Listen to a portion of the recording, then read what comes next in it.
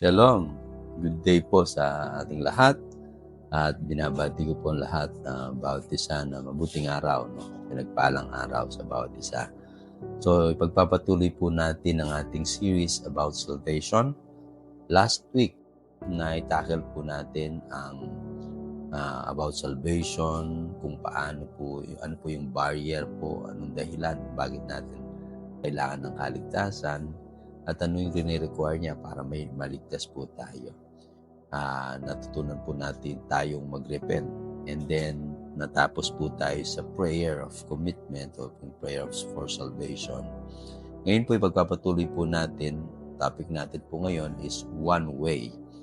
Ito po yung ano yung daan patungo sa kaligtasan. Amen. Marami pong nagsasabi, marami pong daan para makapunta dun sa kaligtasan. At ang mga tao nag-iisip ng iba't ibang klaseng paraan. Ang tanong po, ito po ba'y totoo? Ano yung basihan natin? So, ang tunay na nagsasagot po sa mga tanong na yan ay ang salita ng Diyos, yung pong Bible. The Word of God. Ang Bible po, ano yung sinasabi niya patungkol dito? Importante po meron tayong basihan. At kapag sinabi ng Diyos o sinabi ng Bible, ito po yung final authority ng ating buhay. May iba kasi magsasabi ng daan, wala silang tunay na basihan. Minsan siguro mga opinion natin yan o katang-isip natin o kaya mga na pakinggan natin sa ating tradisyon o mayroong nagpasa sa atin. Pero pag sinabi kasi ng salita ng Diyos, tinatayuan ng Diyos, at walang pwedeng bumali nun. Kasi katotohanan yun. Sabi ng Bible, pag naalaman mo yung katotohanan, ang katotohanan ang magpapalaya sa iyo. So sabi po, pag mag-start po tayo, Jesus is the only way, the only Savior sent by the Father to save mankind. So isa lang po talaga ang pinadala ng Ama para maligtas ang tao. Sabi po ng Bible, sa John 3:16, For God so loved the world that He gave His only Son, that whosoever believes in Him shall not perish, but have eternal life. Yan po yung palagi nating naririnig na verse, yung John 3:16. Doon po nagpapatunay na ang pinadala po ng Ama sa langit ang kanyang bugtong na anak. Yung po yun, si Jesucristo. Sabi po rito, Jesus is the only person who died on the cross for our sins. Totoo po yun, Walang ibang namatay sa krus na nagpabaya o nagbigay ng kanyang buhay para akuin yung lahat ng ating mga kasalanan. At wala nang iba na nag-attempt o wala na ring nagsabi na siya yung naging tagapagligtas. Kasi supposed to be ang tagapagligtas dapat walang kasalanan. So si Jesus Christ walang sasabi na siya nagkasala. Talagang ang Biblia sinasabi niya na wala siyang kasalanan. Sabi niya, He Himself bore our sins in His body on the tree so that we might die to sin and live for righteousness. So yan po sinasabi ng 1 Peter 2:24. He Himself, siya lamang po talaga. Ano po itong tinatayo natin? Jesus is the only name given under heaven whereby we will be saved. Walang ibang pangalan na sukat ikaligtas o ibinigay ng langit para sukat ikaligtas ng tao. Sabi po niya sa Acts chapter 4 verse 12, Salvation is found no one else, for there is no other name under heaven given to men by which we must be saved. Walang iba talagang pangalan na tinutungkol.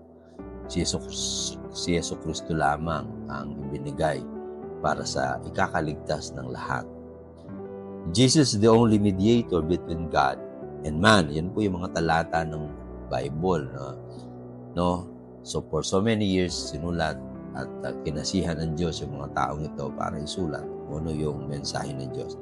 Sabi po ng Bible sa 1 Timothy chapter 2, verse 5 to 6, For there is one God and one mediator between God and men, the man Christ Jesus, who gave Himself as a ransom for all men.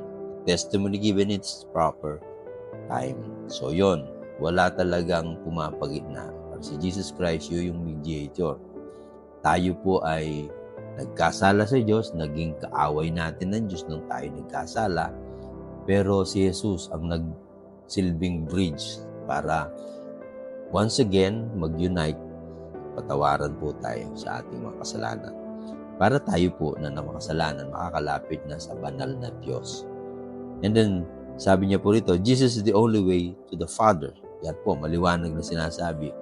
Even Jesus Christ, Jesus answered, I am the way, the truth, and the life. No one can come to the Father except through me. Wala daw iba. Hindi niya sinabing, I am a way, I am a truth, I am a life. Kundi I am the way. No, I am the truth. I am the life. No one comes to the Father except through me, sabi po ng Bible. It's very profound at talagang sinabi po ni Jesus ito. Because He came from the Father and siya po yung mission niya is to save humanity. Jesus is the only one who can give us the right to become a child of God. Maliwanag po sinasabi ng kanyang disipulo na tinuro si John sa John chapter 1 verse 12 hanggang 13. Yet to all who receive Him, ang lahat daw ng tumanggap, to those who believe in His name, He gave them the right to become children of God. Children born not natural descent, nor a human decision or husband's will, but born of God. So yun. So because we receive Jesus Christ, we believe in His name, tayo'y binigyan ng karapatan maging anak ng Diyos. Hindi po sa pamamagitan ng pagsilang physically o sa husband's will, sabi nga niya, kundi born of God. It is the work of the Holy Spirit by the power of God. Yun po yun. Kaya tayo nagkaroon ng relationship. Now, we became, tayo po yung mga children of God. Tayo mga anak ng Diyos. And number 7, Jesus is the only source of eternal life. Walang ibang source na magkaroon tayo ng eternal life.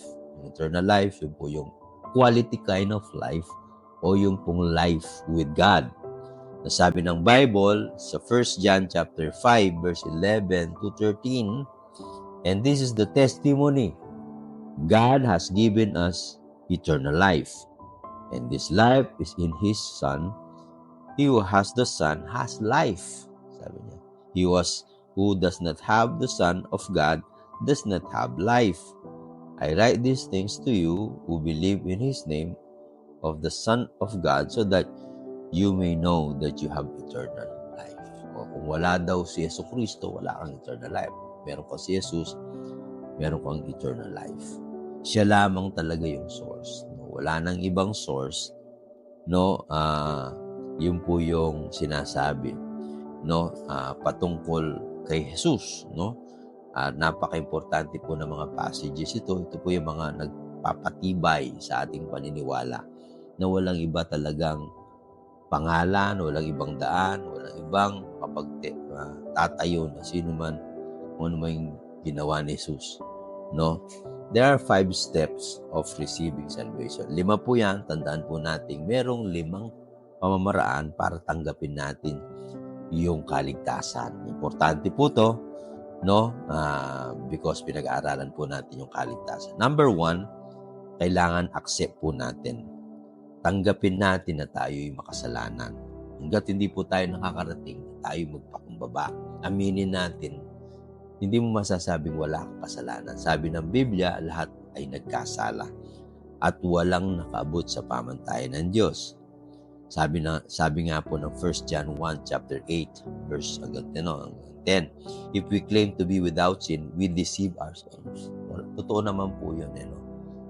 We know with our conscience, sa ating mga gawa, sa ating isip na tayo nagkasala. Kasi totoo po yun. Kaya, ang kabayaran ng kasalanan, kamatayan. Hanggat hindi natin tinatanggap na tayo'y marumi sa harapan ng Diyos, tayo nagkasala, hindi natin mararanasan o malalaman o makapagpapakumbaba sa Diyos.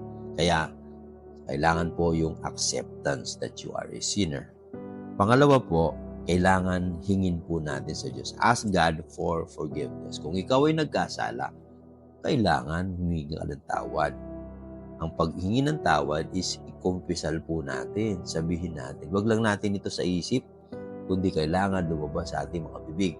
Galing sa ating mga puso. Sabi ng Bible, if we confess our sins, He is faithful and just, will forgive us our sins and purify us from all unrighteousness. Kaya naman po tayong patawarin at linisin ng Panginoon. Yun po yung sinasabi ng Biblia. Kung hihingi lang po tayo. Yung mga tao, minsan napakataas ng pride. No? Hindi nila inaamin na sila yung makasalanan at inisip nila sa kanilang mabubuting gawa nila matatamasa yung kaligtasan. Hindi po, hindi mo mapapalitan ng mabuting gawa yung kasalanan na nagawa mo. Kailangan mo munang ikumpisal yun, mapatawad ka, at magkakaroon ka ng bagong buhay at bagong pananaw. Ang pangatlo po is to forsake your sin. Kanina, we need to accept that we are sinner. Pangalawa, we need to ask God for forgiveness. Pangatlo po, we need to forsake your sin. No, repent. So, kailangan iwaksi natin, talikuran natin yung ating mga kasalanan. Sabi ng Bible, let the wicked forsake his ways and the evil man his thoughts. Let him turn to the Lord and He will have mercy on him and to our God, for He will freely pardon us. Yun po yung sinasabi ng Isaiah 55 verse 7. Kahit na po gusto ng Diyos na patawarin tayo, kung hindi po nagpapasimula sa atin, kung hindi po tayo tatalikod, iwawaksi, no? Lilisanin ang kasalanan at maghihingi ng tawad, di po tayo makakaranas ng bagong buhay o kapatawaran, kaligtasan. So, kailangan po talikuran po natin. At ang pangapat po, we need to believe. Manampalataya po tayo. Believe that the Lord can save you by His grace. Pag sinabi po yon, maniwala ka. Sabi ng Titus 2:11, for the grace of God that brings salvation has appeared to all men. Salamat po. Gusto ng Diyos na lahat ng tao ay maligtas. Ibinigay niya po. Kaya nga po, naligtas tayo dahil sa biyaya ng Diyos. Kung lang, hindi sa ating mga gawa, kaya wala tayong ipagmalaki. So, sa biyaya ng Diyos, doon tayo nakaranas ng habag, mercy niya. Sabi po ng Bible, Ephesians 2:4-5, but because of His great love for us, God, who is rich in mercy, made us alive with Christ, even we were dead in transgression. It is by grace you have been saved. Pag pinag-usapan po yung grace, yung pong grace means favor, yung pong favor that we receive what was not earned, Hindi po yun dahil sa ating mga we deserve death because of our sins, but instead, God gave us life in Christ Jesus. Dapat sana tayo po'y maparusahan, tayo po'y nagkasala, na po tayo, deserve natin talagang parusahan. Guilty po tayo. Pag sinabi yung grace, yung pong hindi mo karapat-dapat na mapatawaran, pinatawad ka. Kaya sabi po, yung acronym ng grace is God's riches at Christ's expense. Sana tayo ang dapat ipako sa krus, pero dahil sa biyaya ng Diyos, si Kristo ang ipinako sa krus. At napakahalaga po nito, ang pinaranas ng Diyos ang pag-ibig niya sa atin. Ano pa po yung pang-uli? Yung pong receive Christ as our Lord in your heart. Nagdi-demand po siya ng commitment. Kapag humingi na tayo ng tawad, inamin na natin, tinanggap natin, nagkaroon tayo ng belief, wala tayo, then tanggapin natin si Lord, hindi lang po sa ating tagapagligtas, kundi ating Panginoon. Kaya nga po, merong commitment. Sabi po ng Colossians chapter 2 verse 6, so then just as you have received Christ Jesus as Lord, continue to live in Him. Magpatuloy kang mabuhay bilang Panginoon mo. Means, kahulugan po ng Panginoon means owner. Siya po yung may-ari ng buhay mo. Kung ano yung kalooban niya, gusto niya, yun ang susundin mo. Hindi na ikaw ang nasusunod, kundi siya na. Siya na kasi yung Panginoon. Amen? So yun po yun. Sabi po ng Bible that if you confess with your mouth, Jesus is Lord, no? And believe in your heart that God raised Him from the dead, you will be saved. For it is with your heart that you believe and are justified, and it is with your mouth that you confess and be saved, no? And are saved. So dito po, makikita natin na sinasabi yung importansya. From sinner, nagkaroon tayo ng kapatawaran, and by His grace, tinanggap po tayo at tayo'y nanampalataya sa Kanya. But sa bandang huli, tinuturo po na maging Panginoon natin siya. He's our Savior and He's our Lord. Kaya napakahalaga po nun. Kaya ang tanong ko po sa inyo, si Jesus po ba'y kilala lang ninyo sa pangalan? O alam lang natin siya dahil religious icon siya. Alam natin palagi si Jesus. Pero mas dapat lumalim po. Siya po yung dahilan kung kayo nagkaroon ng kaligtasan. At siya rin po yung dahilan kaya kayo nabubuhay. Kaya siya po yung Savior natin dapat at saka yung Lord natin. Amen? Hindi lang tayo iisipin natin pupunta tayo ng langit dahil pinatawad tayo. Pero susunod din tayo dun sa kalooban niya. Kaya napaka-importante na mag-repent po tayo. Tuloy-tuloy po nating aminin na tayo nagkasala at tanggapin natin yung biyaya ng kapatawaran niya at yung regalo ng eternal life sa ating buhay. Sa araw na ito, kailangan magpasimula tayo na tanggapin natin siya bilang ating Panginoon. Yun po. Dalangin ko natutunan po ninyo ito.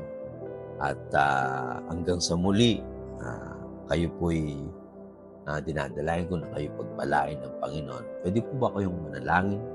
Panginoon, salamat po sa araw na ito. Napag-alaman namin na walang ibang daan, walang sino man na makapagliligtas sa amin, kundi kay Jesus lamang. Siya po yung binigay ng Ama sa langit para ikaligtas namin. Wala nang iba. At ngayon po, ikinukubit namin ang aming mga sarili, Lord, at tinatanggap pa namin bilang aming Savior at bilang aming Lord. Once again, salamat po sa araw na ito. Kayo pong mapuri, masamba, maluwalhati. In Jesus Christ's name we pray. Amen. Have a good day po. See you next week. At mas matindi po ang pag-aaralan natin. God bless you. Good day.